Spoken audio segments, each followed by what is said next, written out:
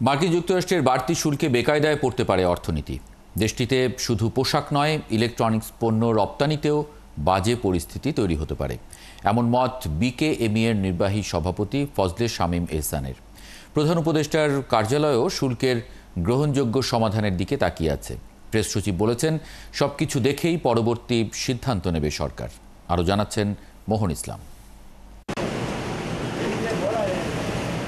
যুক্তরাষ্ট্রে বাংলাদেশের রপ্তানির ৮০% বেশি তৈরি পোশাক। অন্যদিকে ওই বাজারকে লক্ষ্য করে নতুন নতুন কিছু ইলেকট্রনিক্স পণ্যের কারখানাও বাংলাদেশে গড়ে তোলার কথা চলছে, যেখানে বিনিয়োগ করবে মার্কিন যুক্তরাষ্ট্রের ব্যবসায়ীরাই।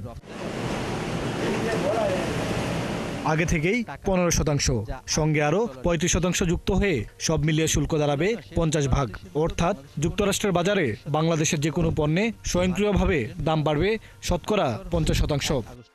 ব্যবসায়ীরা বলছেন, শুল্ক হার না কমলে ক্ষতিগ্রস্ত হবে দেশের অর্থনীতি। আমাদের যে নতুন নতুন যে শিল্পগুলো বাংলাদেশে আসার সম্ভাবনা ছিল, বিশেষ করে মোবাইল, ইলেকট্রনিক্স, সেগুলো আসলে আসাটা কিছুটা হ্যাম্পার্ড হবে, কারণ এর উপরে বেস করে মানে ইউএস মার্কেটের উপরে বেস করে যে কারখানাগুলো বাংলাদেশে হওয়ার কথা, সেগুলো আসলে যেসব দেশে ট্যারিফ কম থাকবে সেখানে চলে যাবে। যুক্তরাষ্ট্রে পোশাক রপ্তানিতে বাংলাদেশের প্রতিদ্বন্দ্বী ভিয়েতনাম, চীন আর ভারতের মতো দেশগুলো। ইতিমধ্যে ভিয়েতনামের সঙ্গে ২০% শুল্কে চুক্তি করেছে ট্রাম্প প্রশাসন।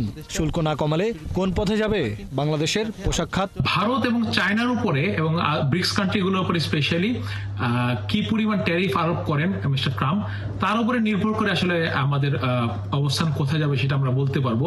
অন্তর্বর্তী সরকার আশা করছে ট্রাম্প নির্ধারিত শুল্ক হার তারা কমাতে পারবে। তবে তেমনটা না হলে কোন পথে যাবে সরকার? আমরা আশা করছি যে আমরা একটা ভালো রেজাল্ট হবে এই টক্সের মাধ্যমে, এবং এমন একটা জায়গায় আমরা পৌঁছবো যেটা আমাদের এবং ইউএসের উভয়ের জন্য একটা উইন উইন।